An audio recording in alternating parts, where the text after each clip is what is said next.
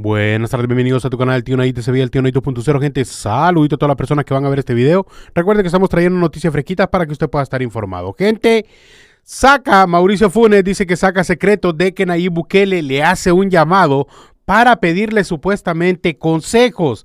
Oiga, si usted lo que saca hoy el Mauricio Funes, el prófugo. Le voy a poner el pedazo de entrevista. Aparte de eso, le preguntan también si va a regresar a El Salvador y escuchen su respuesta. Vea. Háganse cargo de sus errores y asuman su responsabilidad. Es bajo esta dirección que el FMLN solo logra meter 4 diputados. 4 diputados. Ni siquiera en la elección, en la primera elección donde participan a nivel legislativo y municipal, que fue en 1994, después de los acuerdos de paz. Ahí creo que ganaron como 18 diputados. Y luego fue creciendo el número en las siguientes elecciones. 4 diputados. ¿De quién es responsabilidad? Mía. Si yo ya no estaba como presidente de la República. Lo que pasa es que Mauricio Funes fue acusado de corrupción y entonces eso repercutió en la población. La gente no vota porque un expresidente haya sido acusado de corrupción. La gente vota si los políticos y los candidatos representan o no representan sus aspiraciones y resuelven o no resuelven sus problemas.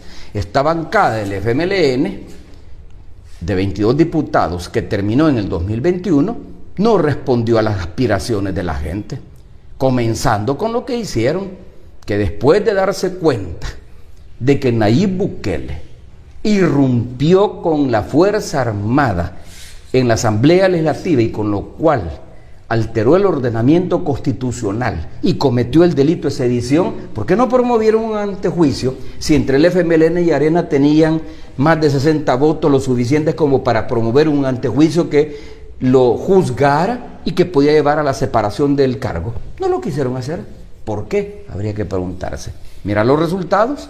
4 diputados tienen ahora. ¿Usted qué relación tuvo con Nayib Bukele mientras estuvo en el país? Ninguna. No. Aparte de protocolos, de saludos. Cuando yo era presidente, yo ni conocía a Nayib Bukele, ni sabía que él era el alcalde de Nuevo Cujatlán. No tuve ninguna relación. La empresa de su familia, Overmet, ganó contratos casi al final de mi gobierno con la Corporación Salvadoreña de Turismo y con el Ministerio de Turismo que dirigía Napoleón Duarte, pero no lo ganó con Casa Presidencial. Nosotros nunca hicimos ningún contrato con Overmet, que era la empresa de los Bukele en ese momento. El papá de Nayib Bukele, don Armando Bukele, que era el presidente de Sinquinia, pero bajo la figura comercial de Laboratorios Chile, quiso utilizar a su sobrino, que fue el primer director del Seguro Social que yo nombré. Se me ha ido el nombre. Ahora está como asesor en el Seguro Social. Catán. Que si te acordás fue diputado por Cambio Democrático. Fue polémica su gestión en el Seguro. Bueno, mira, él fue diputado por Cambio Democrático y Cambio Democrático en una alianza con el FMLN lo llevó como candidato a la alcaldía de Sonsonate para las elecciones del 2009. No ganó. Pero como yo tenía una alianza con Cambio Democrático, entonces lo nombré director del Seguro Social. 1 año y medio duró. ¿Por qué? Porque me di cuenta que estaba haciendo negocios para favorecer a los laboratorios de los Bukele.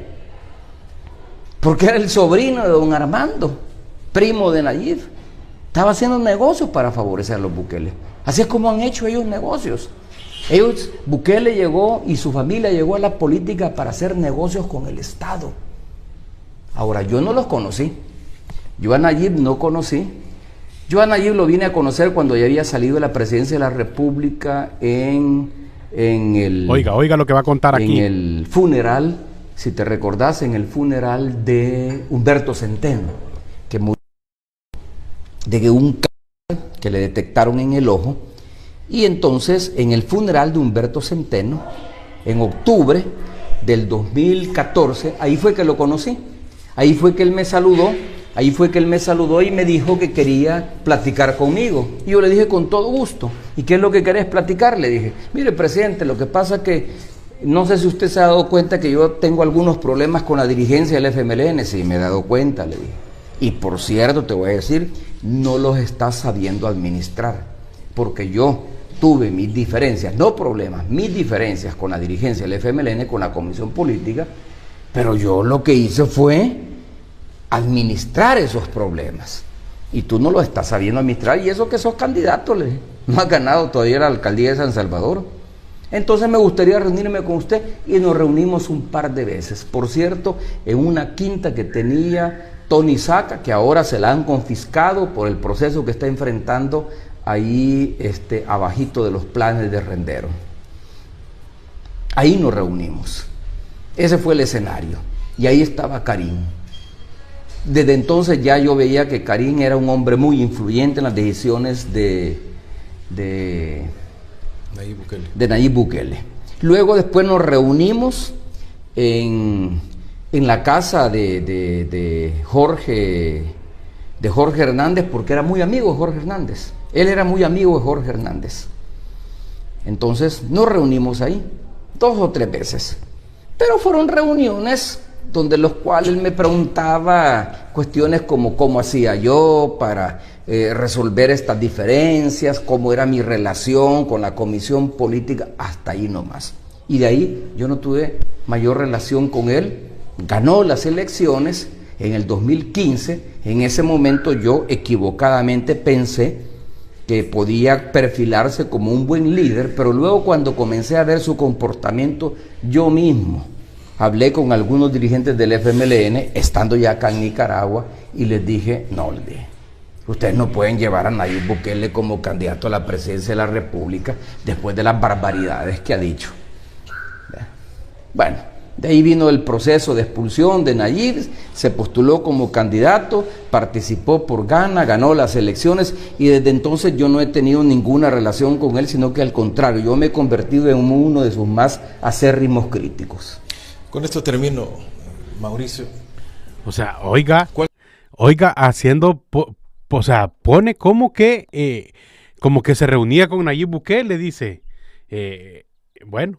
Pero sigamos escuchando porque hay más. Ser el punto o el talón de Aquiles, el punto de quiebra del gobierno de Nayib Bukele hasta el momento, o lo que menos le ha resultado. Bueno, yo creo que tiene varios puntos de quiebre, Francisco. Primero, en el gobierno de Nayib Bukele ha habido un retroceso institucional sin precedentes. Hay un retroceso institucional sin precedentes. Es el gobierno donde la institucionalidad democrática que se creó luego de la firma de los acuerdos de paz ha retrocedido mucho más que en cualquier gobierno, ni siquiera en los gobiernos de derecha de Arena. Ni siquiera en los gobiernos de derecha de Arena, la institucionalidad democrática, el Estado de Derecho ha retrocedido tanto como Nayib Bukele. Ahí hay un punto de quiebre muy importante. Ahora, ¿en qué se expresa? En que Nayib tiene el control de la Asamblea, el control de la Corte Suprema de Justicia. Pero a la población eso le importa, eso hace que cambie su opinión sobre si es bueno o es malo. No, ese es el problema, que la población no lo percibe, pero al final se expresa en la realidad que vivimos. Yo te pongo un caso, él tiene el control de la Asamblea Legislativa. Y al tener el control de la Asamblea Legislativa, cualquier iniciativa de ley que presente la Asamblea Legislativa se la aprueba sin ningún problema. Mira hoy las medidas que aprobó la Asamblea Legislativa para enfrentar la crisis provocada por la guerra entre Rusia y Ucrania. Puros paliativos, medidas demagógicas que no van a resolver el problema. La mejor muestra es que anunció una reducción del FEFE y del COTRANS, y en unos días aumentó más. El aumento en los precios del combustible se comió esa reducción. Entonces, ¿qué tuvo que hacer? Anunciar una eliminación parcial, no total, parcial del IVA por 2 semanas, del 23 de marzo al 5 de abril. Esa medida no va a hacer bajar los precios de los combustibles. Ahí sale Nayib exhibiendo de que en toda Centroamérica El Salvador es el país donde el combustible es el más bajo. Claro, porque es el que paga menos impuestos. ¿Dónde está el precio más alto? En Costa Rica y Panamá, porque son los dos países que pagan más impuestos. Pero es por esa razón, no porque las medidas que él las haya disfrazado de medidas antiinflacionarias tengan un efecto. ¿Qué va a pasar después del 5 de abril, cuando la eliminación parcial del IVA ya no funcione y se vuelva a cobrar el IVA? ¿Qué va a pasar? El precio va a subir nuevamente. Si esta crisis no se va a resolver en estos días, el precio del barril del petróleo va a ir subiendo, subiendo, subiendo. ¿Qué tendría que hacer Nayib entonces? Medidas de fondo, una reforma progresiva integral. El Bloque Resistencia y Rebeldía Popular ha hecho una propuesta que a mí me parece genial. Ha dicho que para compensar la reducción en las finanzas públicas que implicará la eliminación del FEFE, del COTRANS y del IVA en los combustibles, entonces ellos han dicho, hay que gravar con un impuesto el 5% los activos de los 160 millonarios más ricos del país. ¿Y a cuánto ascienden esos activos? A 21.000 millones de dólares. Si se les aplica un impuesto de 5% a los 21.000 millones de dólares que son los activos de los 160 millonarios más ricos de El Salvador, estás hablando que a las arcas del Estado pueden entrar entre 420 y 450 millones de dólares adicionales. ¿Por qué no hace eso Nayib? Y no dijo que iba a tocar a la oligarquía, pues. Y no dijo hace un poco más de un año, cuando estuvo en la conmemoración de su segundo año de gobierno, que él no tenía detrás de él ni a la comandancia del FMLN ni tampoco a la oligarquía. ¿Por qué no toca a la oligarquía? ¿Por qué no pone ese impuesto? Tiene 60 voluntades. Yo quise impulsar una reforma fiscal progresiva, pero no lo pude hacer porque solo teníamos 35 diputados. Y para aprobarla se necesitaban 43 diputados. ¿Por qué no lo hace? Entonces, lo que sí pudo es robar. No pudo aprobar esa, pero robar sí pudo, el descarado. Entonces, además del punto de quiebre que implica el retroceso a la institucionalidad democrática del país, estamos también frente al incumplimiento de promesas que hizo. Y una de las promesas que hizo y que no la ha cumplido y que le pueden pasar factura a los salvadoreños en caso que él decida reelegirse, que lo más probable es que lo haga, es el hecho de que no ha eliminado, como dijo, el sistema de privilegios que construyó la oligarquía salvadoreña durante los 20 años de gobierno de Arena. No los ha eliminado. Y él mantiene una alianza con esa oligarquía en detrimento de las condiciones de vida de la población. Bueno, ahí como vieron esas declaraciones, pero también da declaraciones donde le preguntan si va a regresar al país y oiga lo que dice. Bueno, es que hay mucha gente que dice allá en El Salvador, y yo leo en las redes sociales, bueno, Mauricio, si tú te consideras inocente, ¿por qué no regresas a El Salvador y te vienes a defender? En el sistema de justicia selectiva que hay en El Salvador, pensar que voy a poder defenderme cuando todos los pesos van a estar puestos en mi contra. Esa es una ingenuidad, esa es una total ingenuidad. Los procesos judiciales que yo enfrento, la Fiscalía no ha podido demostrar ni uno tan solo de los delitos que me imputa. Y las acusaciones se mantienen sobre la base de ¿qué? Sobre la base de declaraciones de testigos criteriados a los que o ha comprado o ha presionado, pero que no aportan ninguna prueba. Yo hago una comparación en el caso Saca. En el caso Saca, que lo acusan de lavado de dinero y que desvió recursos de la partida de gastos reservados para favorecerse él y otros funcionarios. Hay registros bancarios, hay transacciones bancarias que la Fiscalía presentó donde se ven movimientos bancarios de fondos de casa presidencial que se movieron de la partida de gastos reservados a empresas offshore que se crearon en Panamá, y ahí es donde entra Jorge Hernández, y que ese dinero luego retornó a las empresas de Elías Antonio Saca. Pero en mi caso, ¿qué hay? Yo no tengo cuentas en el exterior, yo no tengo depósitos en el exterior, yo no soy propietario de bienes inmuebles, yo no tengo empresas que pueda decir la fiscalía que esas empresas recibieron recursos provenientes de Casa Presidencial. En estos momentos yo vivo en mi salario como consultor en el Ministerio de Relaciones Exteriores de Nicaragua. Oiga, trabaja para el gobierno de Nicaragua.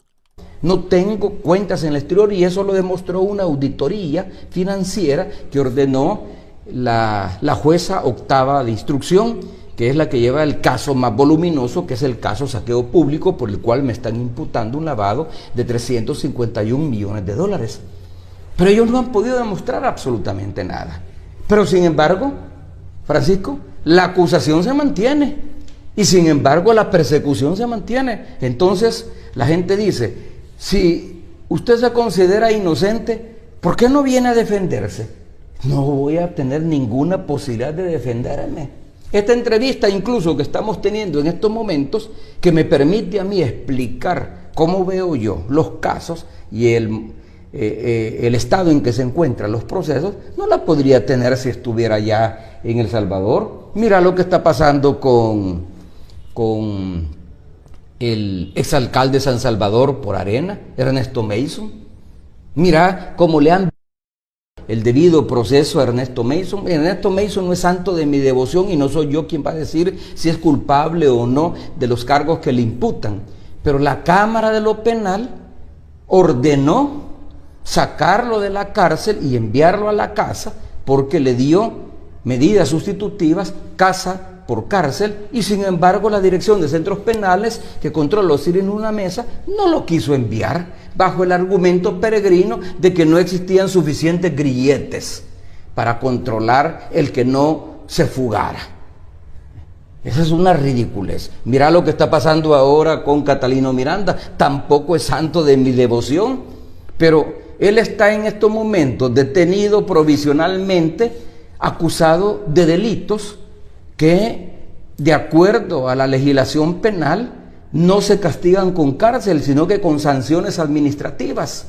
La ley de transporte y tránsito terrestre claramente establece que la alteración de las tarifas del transporte de pasajeros se castiga con una sanción pecuniaria, es decir, con una sanción económica. Y si reincide el empresario o la empresa, se le suspenden los permisos de línea, pero no establece que debe de estar en la cárcel. Y sin embargo el hombre está en la cárcel.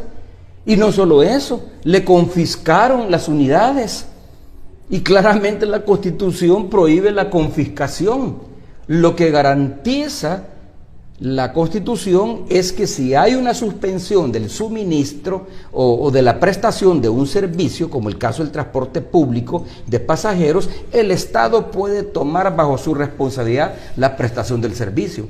Pero eso no significa que pueda confiscar las unidades. ¿Y qué es lo que ha hecho el gobierno Bukele? Le ha confiscado los autobuses y los microbuses, despidió a los motoristas y contrató motoristas propios por parte del viceministerio del transporte. Al principio eran militares. Entonces hay una clara violación al debido proceso. El hombre está en la cárcel sin necesidad de estarlo, porque hay un principio en derecho que cuando una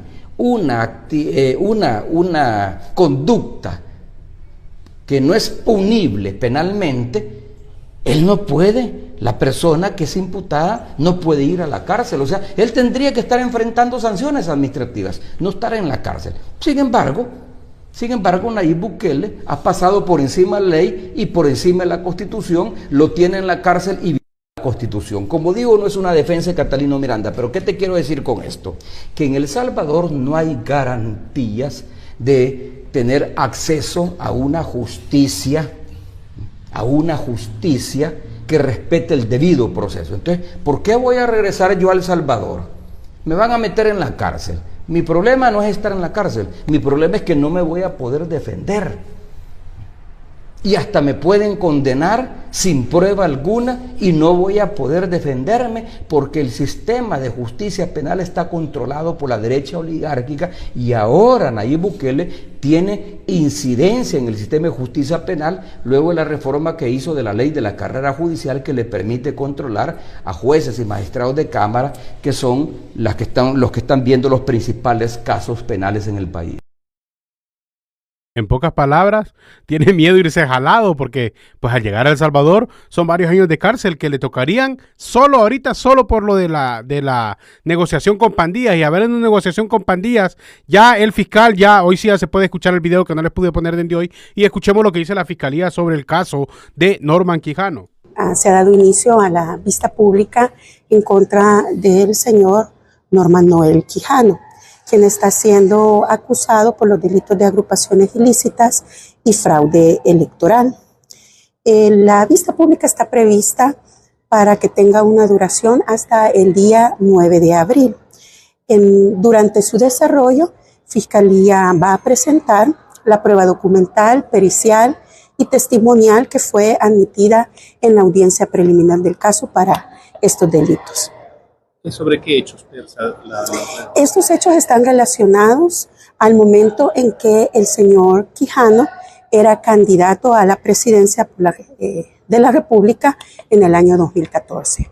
Concretamente, en el momento previo o días previos a la segunda vuelta electoral, en el cual nosotros tenemos y estamos sosteniendo su acusación que se reunió con líderes de pandillas de la 18 y de la MS y realizó negociaciones ilícitas precisamente en las cuales hizo ofrecimientos de beneficios a estas pandillas, por lo cual en ambos casos él estaba pidiendo que ellos le ayudaran a conseguir votos y ganar en la segunda vuelta. Por eso se configura el delito de fraude electoral y también el de las agrupaciones ilícitas. ¿Cuál es la pretensión entonces? ¿Qué es lo que está pidiendo Fiscalía? Fiscalía lo que está solicitando precisamente es que sea condenado por ambos delitos. Bueno, ahí está lo que decía la fiscalía, lo que no pudimos ver en el video del en vivo, pero ahí está lo que está diciendo la fiscalía acerca de Norman Quijano. Dicen los de Arena, la Marcela Pineda con el otro Francisco Lira, los únicos dos que quedaron, que ellos van a terminar la corrupción en Arena. O sea, aceptando que todavía hay corrupción en Arena, qué descarado. Al final de cuentas, Marcela y tu servidor tenemos que demostrar transparencia y acabar con la corrupción, que funcionarios que se pusieron los colores de mi partido lo traicionaron. Nosotros tenemos que demostrar lo diferente y lo vamos a hacer señalando. ¿Por qué no?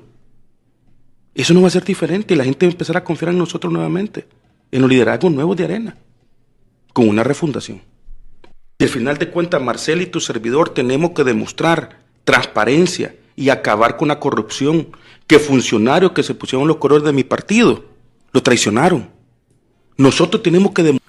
Más que claro, aceptando que había corrupción. Llegamos al final del video, no sin antes agradecerte que dejes tu like, ya sabes, como dijo el gringo, see you later, my friend, bye, bye, bye, bye. Este video, mi gente, es traído por Transporte Flores Express y Central de Envíos. Somos una empresa 100% salvadoreña con envíos de cajas, encomiendas, paquetería, mudanzas y embarque de vehículos a El Salvador, Guatemala, Honduras, Nicaragua y México. Para mayor información, llámenos al 213-383-9300. Con más de 30 años de servicio a la comunidad centroamericana, llámenos al 213-383-9300. Díganos que lo escuchó aquí en Tío Nayib SB y reciba un descuento de $20 al enviar sus cajas. Llámenos al 213-383-9300 para más información. Gracias.